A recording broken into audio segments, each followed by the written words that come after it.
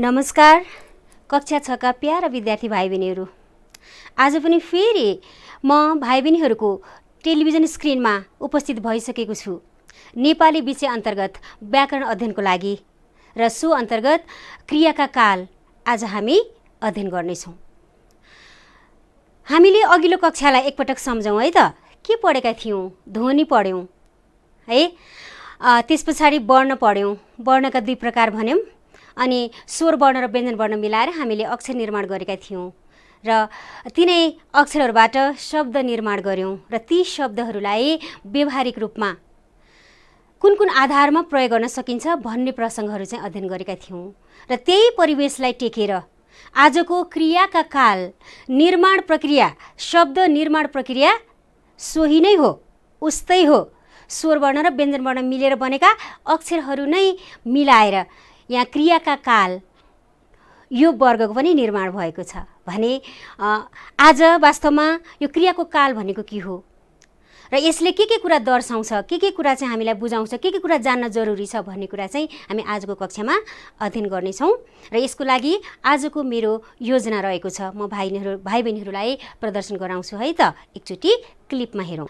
ल, आजको पाठ्यवस्तु क्रियाकाल शब्दको अर्थ, क्रियामूल, धातु, रूपायन प्रत्यय, क्रियापद र क्रियापदलाई चाहिँ हामी कालको आधारमा चिनारी गराउँछौँ। यो चाहिँ आजको हाम्रो योजना। यसै अन्तर्गत रहेर आजको कक्षा हाम्रो अगाडि बढ्नेछ। अब सर्वप्रथम हामीले जुन शीर्षक क्रियाका काल भनेका छौँ भने क्रिया भनेको के हो त? क्रिया र कालको अर्थबोध गर्छौँ भनेका छौँ। वास्तवमा क्रिया भनेको काम हो अनि काल भनेको समय हो। कुनै पनि काम गर्छौँ भने अथवा हामीद्वारा कुनै कृत्य हुन्छ भने, कुनै हलचल हुन्छ भने त्यो कृत्यले कुनै पनि समयलाई इङ्गित गरिरहेको हुन्छ, निर्धारण गरिरहेको हुन्छ। जस्तो कस्ता प्रकारका कामहरू गर्छौँ त हामी? ल, एकचोटि हेरौँ त। जस्तै पढ्ने काम गर्छौँ, जाने काम गर्छौँ, खाने काम गर्छौँ, सुत्ने काम गर्छौँ अनि खेल्ने, बोल्ने हो, यस्तै कामहरू हामी गर्छौँ। यो चाहिँ व्यवहारिक रूपमा हामीले गर्ने कामहरू भयो है। जुन हलचल, जुन हरकत हामीद्वारा हुन्छ, क्रियाकलाप हुन्छ, त्यो चाहिँ काम हो भन्ने गरेका छ हामीले। त्यसैले पढ्ने, जाने, खाने, सुत्ने क्रियालाई हामीले यहाँ चाहिँ काम भन्यौँ भने हामी यो चाहिँ व्यवहारिक हरकत भयो है। पढ्ने काम, खेल्ने काम चाहिँ व्यवहारिक हरकत भयो भने यसलाई व्याकरणीय धारमा उतार्दाखेरि यही पढ्ने कामलाई हामीले पढ्नु भनेर उद्घोष गर्छौँ, त्यस्तै जानु भनेर उद्घोष गर्छौँ, खानु भनेर उद्घोष गर्छौँ। हामी विषय प्रवेश भइसकेका छौँ। यहाँ चाहिँ सन्दर्भसँग म जोडिन खोज्दैछु। त्यसैले व्यवहारिक रूपमा पढ्ने, जाने जुन क्रिया छ यो क्रिया चाहिँ व्याकरणीय धारमा यसलाई परिवर्तन गर्दाखेरि पढ्नु, जानु, खानु, सुत्नु, खेल्नु, बोल्नु हुँदो रहेछ र वास्तवमा व्याकरणले यसलाई क्रियामूल भन्दो रहेछ। भनेको यसो हो भने व्याकरण चाहिँ के हो त? भाषा शुद्धसँग पढ्न र लेख्न सिकाउने विज्ञानलाई व्याकरण भनिन्छ। व्याकरण अध्ययन पश्चात हरेक भाषा चाहिँ शुद्ध हुन्छ, उत्कृष्ट हुन्छ, क्लिष्ट बन्छ, स्तरीय बन्छ। त्यसैले यही स्तरीयताको लागि, शुद्ध लेखनको लागि, शुद्ध बोल्नको लागि चाहिँ भाषाको चाहिँ विकास भएको हो भने त्यही भाषा अन्तर्गत, व्याकरण अन्तर्गत हामीले अहिले अध्ययन गर्न खोजेको विषयवस्तु चाहिँ क्रियाका काल र क्रियाका काल चाहिँ वास्तवमा क्रियापद निर्माणको लागि यो चाहिँ जरुरी हुन्छ र क्रियापद कसरी बन्दो रहेछ अनि त्यसका पूर्वाधारहरू के हुन् त भन्ने कुरा हामीले सिलसिलेवार तरिकाले चाहिँ अहिले यहाँ हेर्दैछौँ। अब यसको लागि मैले यहाँ नजानिकन, जस्तो हामीले गर्ने सामान्य गतिविधिलाई हामीले खाने, पढ्ने, बोल्ने, सुत्ने, उठ्ने भन्यौँ नि, हो यसैलाई व्याकरणीय धारमा चाहिँ बुनेर पढ्नु, जानु, सुत्नु, उठ्नु बनाइसकेका छौँ र वास्तवमा व्याकरणले यसलाई क्रियामूल भन्छ। क्रियामूल भनेको मूल क्रिया, मूल काम, हामीले गरेको मूल काम बुझाउने यस्ता नु लागेका शब्दहरू चाहिँ क्रियामूल हुन्छन् भने अब यिनै क्रियामूलहरू जस्तो अस्तिको क्लासमा हामीले शब्द निर्माण अन्तर्गत उपसर्ग र प्रत्यय लगाएर चाहिँ शब्दहरू निर्माण हुन्छ भन्ने कुराहरू चाहिँ सिकेका थियौँ। अब त्यही आधारमा टेकेर जस्तो पढ्नु शब्द चाहिँ पढ प्लस नु भएर चाहिँ बनेको रहेछ भने जा प्लस नु जानु हुँदो रहेछ अनि खा प्लस नु खानु हुँदो रहेछ। अनि हामीले एउटा कुरा के पनि उद्घोष गरेका थियौँ भने शब्द विग्रह गर्दाखेरि, शब्द टुक्र्याउँदाखेरि आधार पदको चाहिँ अर्थ आउनुपर्छ। र यहाँ हेरौँ न त, पढ भन्दाखेरि पढ्ने काम गर भनेको रहेछ। यो चाहिँ आधार पद हो भने योभन्दा पछाडि आउने चाहिँ नु चाहिँ हामीले प्रत्यय भन्छौँ, हगि त्यही नियमलाई यहाँ प्रयोग गऱ्यौँ। तर यसको भूमिका यहाँ फरक छ है भने जस्तो खा प्लस नु, सुत प्लस नु, हामीले जति पनि यस्ता नु लागेका शब्दहरू यहाँ प्रस्तुत गऱ्यौँ त्यसको नु हटाउँदाखेरि जे बाँकी रहन्छ नि त्यो चाहिँ धातु हुन्छ। हामीले प्रसङ्गमा आजको हाम्रो विषयवस्तु नै क्रिया र कालको अर्थ, त्यस पछाडि क्रियामूल, अनि त्यस पछाडि धातु, अनि धातुमा रूपायन प्रत्यय लगाएर हामी क्रियापद बनाउँछौँ। अनि तिनै बनाइएका क्रियापदहरूले चाहिँ कालको सङ्केत गर्दछ। काल भनेको यहाँ मैले वर्णन गर्न खोजेको काल चाहिँ मृत्यु होइन नि, यो चाहिँ समय हो। समय सूचक शब्द चाहिँ काल हुन्छ। त्यसैले यो चाहिँ विशेष शब्दको रूपमा हामीले यसलाई ग्रहण गर्ने हो भने यो काल शब्द चाहिँ अनेकार्थक शब्द पनि हो, विविध अर्थयुक्त शब्द पनि हामीले पढ्नुपर्ने हुन्छ है। यो चाहिँ प्रसङ्गमा बिस्तारै अघिल्ला कक्षाहरूमा हामी यसलाई छलफल गर्दै जानेछौँ। भने अहिले चाहिँ हामीले यहाँ बोध गर्न खोजेको विषयवस्तु चाहिँ धातु हो।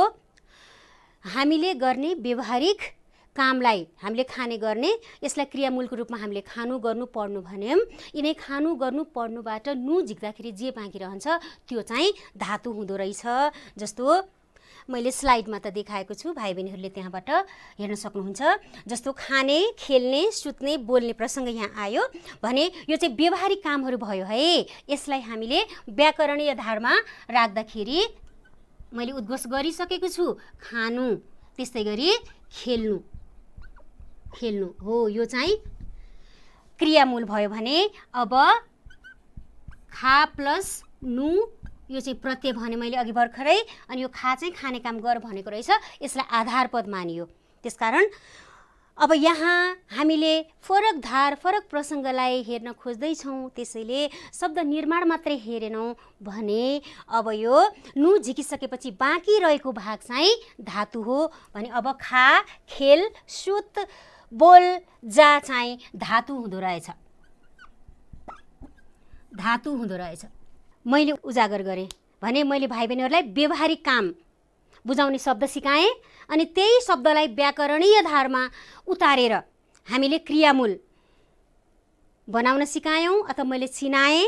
अनि त्यही क्रियामूलबाट नु झिकेर बाँकी रहेको अर्थयुक्त भाग चाहिँ धातु हुँदो रहेछ भने अब यही धातुमा हामीले रूपायन प्रत्यय प्रयोग गर्छौँ। रूपायन भनेको के त? रूप चलाउने प्रत्यय। क्रमिक रूपमा हामी बुझ्दै जान्छौँ एकैछिन है त। ल, धातु प्लस रूपायन प्रत्यय भने मैले यसलाई हामीले सूत्रको रूपमा पनि हेर्न सक्छौँ। धातु प्लस रूपायन प्रत्यय, यो चाहिँ रूप चलाउने प्रत्यय भनेको अब के रहेछ भन्ने कुरा हामी अभ्यास गर्छौँ।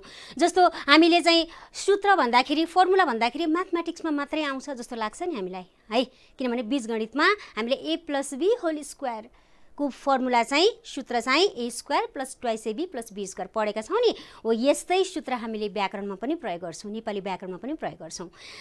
यहाँ हामीले खास गरी धातु प्लस रूपायन प्रत्ययको प्रसङ्ग आयो। अब धातु के त, कसरी थाहा पाउने? हामीले माथि धातु छुट्याइसकेका छौँ।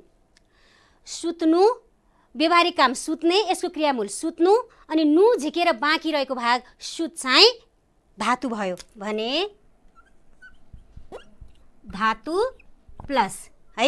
अब रूपायन प्रत्यय भन्दाखेरि वास्तवमा हामीले प्रयोग गर्ने म घरमा छु, हामी घरमा छौँ, तँ घरमा छस्, तिमी घरमा छौ, ऊ घरमा छ। यो चाहिँ प्रारम्भिक रूपमा हामीले निर्माण गर्ने वाक्य भयो। यहाँ छु, छौँ, छस्, छौ, छ, छन्, छे जस्तो म घरमा छु भन्दाखेरि एउटा वाक्य निर्माण भयो र यो वाक्यमा प्रयोग गरेको अन्तिम पद अघि प्रसङ्गमा आउँछ। यो अझै पनि हामीले अहिले बोध भइसकेको छैन है, हामी प्रारम्भिक फेजमा छौँ, प्रारम्भिक चरणमा छौँ र अन्तमा प्रयोग भएको यो शब्द जसले पूर्ण विराम लिन्छ त्यो चाहिँ क्रियापद हो भन्छौँ। हामी त्यहाँसम्म पुग्ने कोसिस गर्दैछौँ भने यही प्रारम्भिक परिवेशका यी शब्दहरू नै रूपायन प्रत्ययको रूपमा चाहिँ प्रयोग हुन्छ। कस्तो हुँदो रहेछ हेरौँ न त। धातु प्लस जस्तो छु भन्यौँ, छौँ भन्यौँ, यस्तै गरी छस्, यसरी आउने भयो। है। भने यसरी धातुमा छु छौँ जोड्यौँ भने अथवा रूपान प्रत्यय जोड्यौँ भने अब जस्तो यो धातुलाई हामी यसो गरौँ है, धातु नभनौँ सुत भनौँ।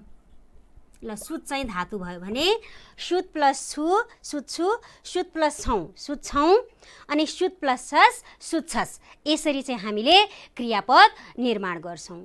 अब यहाँ एउटा क्रियाकलाप गरौँ है त भाइ बहिनीहरू। एकचोटि यही म सुत्छु भन्ने वाक्यलाई हामीले एकचोटि पढौँ त, अथवा एकचोटि यसलाई उच्चारण गरौँ त, अथवा एकचोटि बोलौँ त। बोल्दाखेरि जस्तो अघि पनि भनेको छु, कुनै पनि काम हामीले गर्छौँ भने हामीले काम गरेको बुझाउनको लागि वाक्य दर्शायौँ भने त्यहाँ चाहिँ समय सूचक भइराखेको हुन्छ, समय इङ्गित भइराखेको हुन्छ, समय सङ्केत भइराखेको हुन्छ।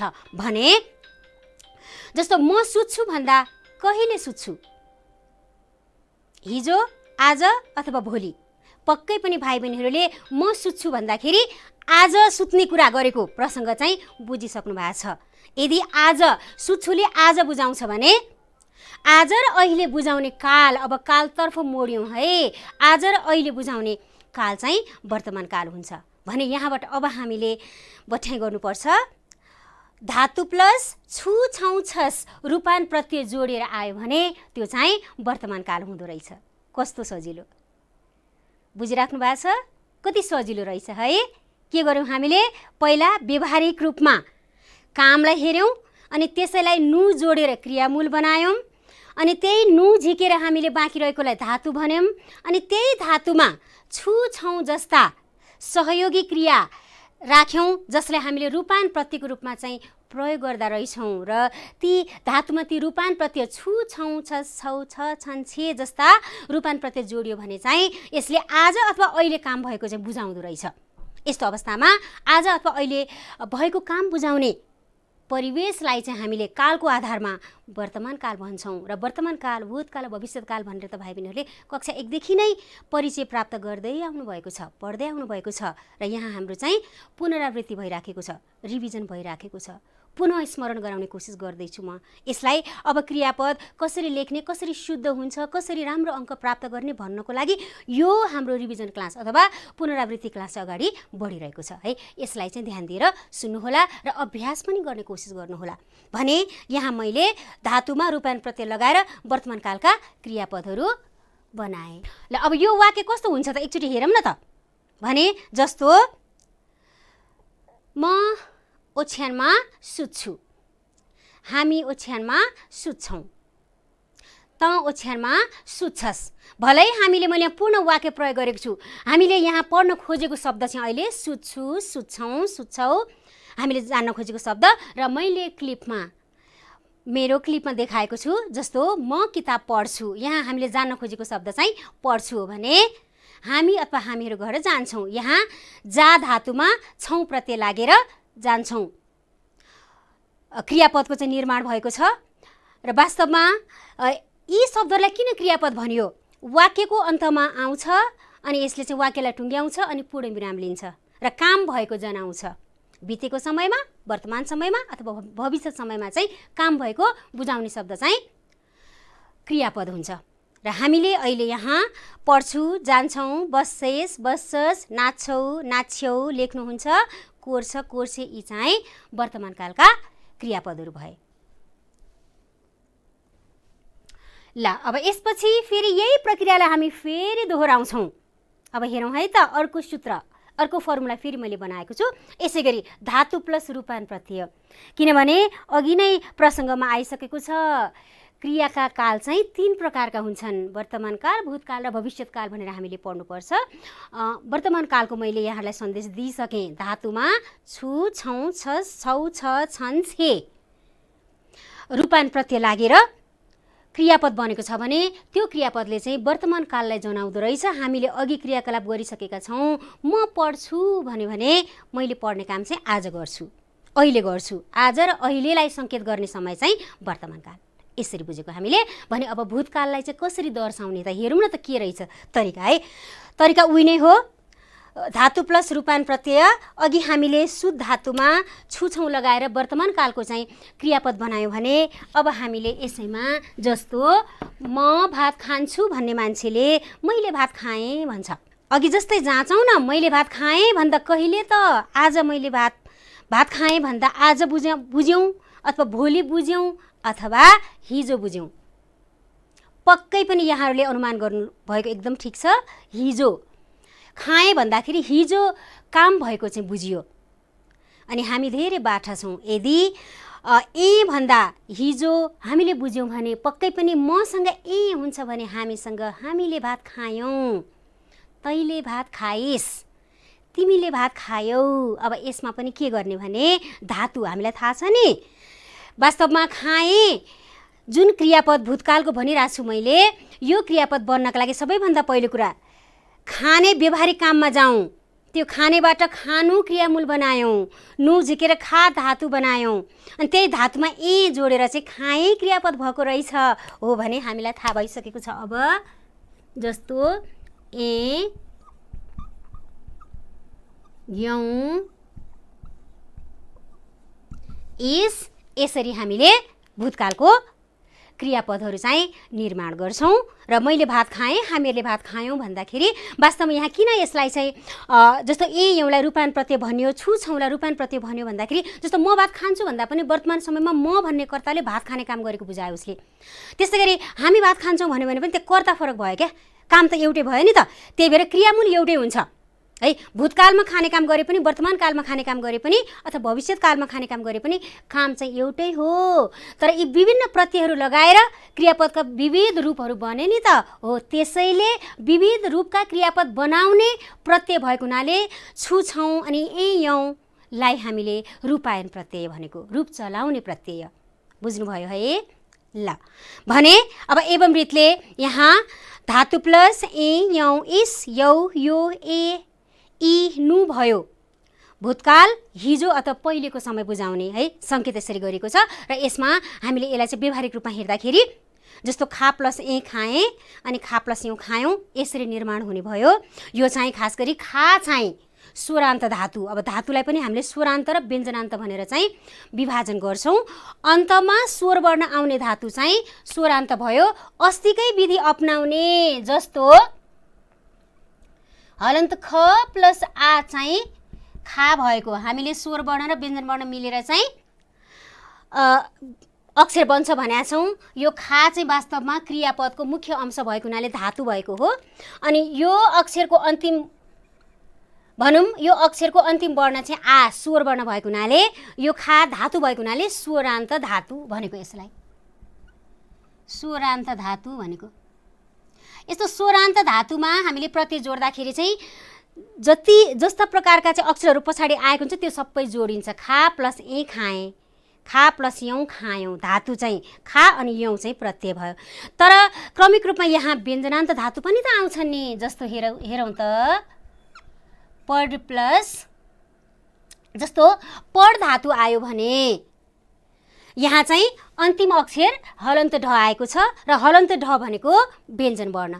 त्यसैले पढ धातु हो तर अन्तमा व्यञ्जन वर्ण आएको हुनाले यो चाहिँ व्यञ्जनान्त धातु भयो। यस्तो अवस्थामा हामीले क्रियापद बनाउँदाखेरि चाहिँ व्यञ्जनान्त धातुमा हामीले प्रत्यय जोड्दाखेरि चाहिँ अलिकति त्यहाँ भाइ बहिनीहरूले गल्ती गर्ने ठाउँ हुन्छ है। भाइ बहिनीहरूले जोड्दाखेरि कसो गर्नुहुन्छ त, हामीले खा प्लस खाएँ गर्दाखेरि हामीले जे यहाँ अक्षरहरू आए सबै जोड्यौँ नि त। तर पढ प्लस गर्दाखेरि हामीले त्यही स्वर वर्ण र व्यञ्जन वर्णको नियमलाई अपनाउने हो। यहाँ जस्तो प जस्ताको तस्तै आयो, यो हलन्त ढ अनि यो चाहिँ स्वर वर्ण चाहिँ स्वर वर्ण भएको हुनाले अब यो स्वर वर्णसँग मिल्ने बित्तिकै यसको खुट्टा काटेको छ नि, यो घाउनीको हुन्छ है। अनि को चिन्ह चाहिँ एकार हुन्छ अनि यो चन्द्रबिन्दु यसरी आउँछ। यो चाहिँ यसरी लेख्नुपर्छ। तर हाम्रा भाइ बहिनीहरूले विशेष गरेर यसरी लेखेको देखिन्छ, यो चाहिँ गलत हो। यस्तो लेख्यो भने बोल्दाखेरि त सही सुनिन्छ, मैले पढेँ लेखेर आएँ, पढे हो नि है साथी भन्छौँ हामी परीक्षा हलभन्दा बाहिर आएर, तर लेख्दाखेरि यस्तो भइराखेको हुन्छ जसको कारणले गर्दा हामीले अङ्क पाउँदैनौँ है। त्यसकारण बुझेर पढ्नुपर्छ है, जानेर लेख्नुपर्छ। ल यो कुरालाई भाइ बहिनीहरूले अलि धेरै अभ्यास गर्नुपर्छ। जस्तो पढ प्लस पढेँ मैले क्लिपमा देखाएको छु, भाइ बहिनीहरूको टेलिभिजन स्क्रिनमा यो देखिराखेको छ, ध्यान दिएर हेर्नु। त्यसै गरी पढ प्लस यो पढ्यो अनि पढ प्लस यो पढ्यौँ, यसरी चाहिँ हामीले व्यञ्जनान्त धातुमा रूपान प्रत्यय जोड्दाखेरि अलिकति ध्यान दिने शुद्धता किन एकार भयो, किन चन्द्रबिन्दु भयो, यो कहाँबाट आउँदो रहेछ भन्ने कुरा चाहिँ यो रूपायन प्रत्ययबाट आउँछ। जोड्दाखेरि त्यो कैफियत हामी देखाउँछौँ के किन मिस्टेक हुन्छ भन्दाखेरि चाहिँ हामीले नसोचिकन जोड्दाखेरि, ध्यान नपुर्याइकन जोड्दाखेरि त्यहाँ चाहिँ गल्ती हुन्छ। यस्ता गल्तीहरू चाहिँ ग्राह्य हुँदैनन् है। आजदेखि नै हामी सचेत भयौँ भने हामी अत्यन्त शुद्ध, अत्यन्त स्तरीय शब्दहरू बनाउन सक्ने हुन्छ। अब त्यसपछि हामी फेरि अर्को सूत्र हेरौँ। यसलाई चाहिँ म एकदमै सर्टकटमा भन्छु, किनभने हामीले वर्तमानकालको क्रियापद बनाउन जानिसक्यौँ अनि भूतकालको पनि जानिसक्यौँ। र अब हामी भविष्यकालमा जस्तै फर्मुला उही नै हो, सूत्र उही नै हो, धातु प्लस नेछु, नेछौँ, नेछस् गर्ने। यसमा चाहिँ अर्को बठ्याइ के गर्न सकिन्छ भने हामीले वर्तमानकालमा जस्तो छु छौँ जोड्छौँ नि, हो त्यही छु छौँसँग अगाडि ने जोडेर हामीले चाहिँ भविष्यकालको चाहिँ क्रियापद बनाउँछौँ। जस्तो म भात खान्छु वर्तमानकालमा हामीले भन्यो भने भविष्यकालमा चाहिँ म भात खानेछु, हामी भात खानेछौँ। यसरी चाहिँ आउँछ। र यही प्रसङ्गलाई एकचोटि टेलिभिजन स्क्रिनमा चाहिँ भाइ बहिनीहरूले हेर्ने र यो प्रणालीलाई, यो तरिकालाई चाहिँ भाइ बहिनीहरूले अभ्यास गर्नु है। ल अब भाइ बहिनीहरू आजको कक्षाको हामी अन्त्यमा आइसकेका छौँ र यो अन्तिम घडीमा यिनै क्रियाका भनौँ काललाई चिन्ने क्रममा क्रियापद चाहिँ कसरी बनाउने भन्ने कुराहरूको चाहिँ म भाइ बहिनीहरूलाई बठ्याइ सिकाउँछु है। कसरी बनाउने त सबै कुरा घोकेर साध्य हुँदैन, हामीले आफ्नो चाहिँ चतुर्याइ पनि देखाउन पर्छ। त्यसको लागि चाहिँ जस्तो यहाँ सानो सन्देश छ, खान्छु, खायौँ, खानेछस्। हामीले वर्तमानकाल, भूतकाल र भविष्यकालमा यहाँ क्रियापदहरू चाहिँ मैले उल्लेख त गरेँ, तर यसको विभिन्न रूप चाहिँ कस्तो हुन्छ त भनेको व्यवहारिक रूप चाहिँ खाने हो। अघि पनि मैले उद्घोष गरिसकेको छ भने त्यही खाने व्यवहारिक रूपबाट खानु क्रियामूल अनि खा चाहिँ धातु, अनि यसबाट यसरी धातुलाई हामीले यहाँ चिनायौँ भने यही धातुलाई हामीले सैद्धान्तिक रूपमा परिभाषित रूपमा अभिव्यक्त गर्दाखेरि चाहिँ अब यहाँ भन्न पायौँ, सायद माथि हामी क्लियर नभएको पनि हुनसक्छ, हामीले राम्ररी नबुझेको पनि हुनसक्छ। धातुको परिवेशमा चाहिँ क्रियापदको रूपमा आउने शब्दको मुख्य अंशलाई, जो अर्थपूर्ण छ है, अर्थपूर्ण हुन जरुरी छ, मुख्य अंशलाई हामीले धातु भन्नुपर्छ। अनि यिनै धातुमा रूपायन प्रत्यय लगाएर हामीले वर्तमानकाल, भूतकाल र भविष्यकालका क्रियापदहरू बनाउँछौँ। अनि क्रियापदहरू चाहिँ वाक्यको अन्त्यमा आउँछ। अन्त्यमा आउने समापिका क्रिया भन्ने गरेर चाहिँ हामीले वाक्य टुङ्ग्याउने क्षमता भएको क्रिया। अब अरू चाहिँ असमापिका क्रियाहरू पनि हुन्छन्, यसको बारेमा हामी अघिल्ला कक्षाहरूमा चाहिँ छलफल गर्नेछौँ। र यसरी धातुलाई हामीले चिन्यौँ। ल अब यसपछि भाइ बहिनीहरू व्यवहारिक काम, क्रियामूल, धातु, त्यस पछाडि क्रिया रूपायन प्रत्यय अनि क्रियापद, यस पश्चात हामीले वर्तमानकाल, भूतकाल र भविष्यकाल भनेर पनि संक्षिप्त रूपमा चाहिँ जानकारी हासिल गऱ्यौँ। र यही परिवेशमा रहेर म भाइ बहिनीहरूलाई केही काम दिन्छु र गृह कार्यको लागि चाहिँ अहिले पढेका विषयवस्तुहरू भाइ बहिनीहरूको किताबमा अवश्य पनि क्रियाको काल भनेर पाठ छ, त्यो पाठमा जाने अनि एकचोटि सर पढ्ने, नबुझेको कुराहरू चाहिँ बुझ्ने बुझाउने प्रयत्न मैले चाहिँ गर्नेछु। र यस पश्चात वर्तमानकाल, भूतकाल र भविष्यकाल भनेका के हुन् अनि हरेक काल दर्शाउने कुनै 5-5वटा वाक्यहरू चाहिँ यहाँहरूले लेख्न सक्नुहुन्छ। त्यसपछि धातु भनेको के हो, धातुको परिभाषा लेख्नुहोस् अनि त्यस्तै गरी 5वटा क्रियामूल पनि देखाइदिनु होला र त्यो क्रियामूलबाट धातु कसरी पहिचान गर्न सकिन्छ त्यो पनि प्रक्रिया क्रियाकलाप मार्फत चाहिँ यहाँले अभिव्यक्त गर्न सक्नुहुनेछ। र करिब आजको यो बसाइ र यहाँहरूले मेरा कुराहरू सुनिदिनु भयो, मैले आफूलाई लागेका कुराहरू यहाँहरू समक्ष अभिव्यक्त गर्ने मौका पाएँ, त्यसको लागि धेरै धेरै धन्यवाद दिन्छु भाइ बहिनीहरू। र फेरि अर्को कक्षामा यहाँहरूसँग भेट हुने नै छ। अहिलेलाई नमस्कार।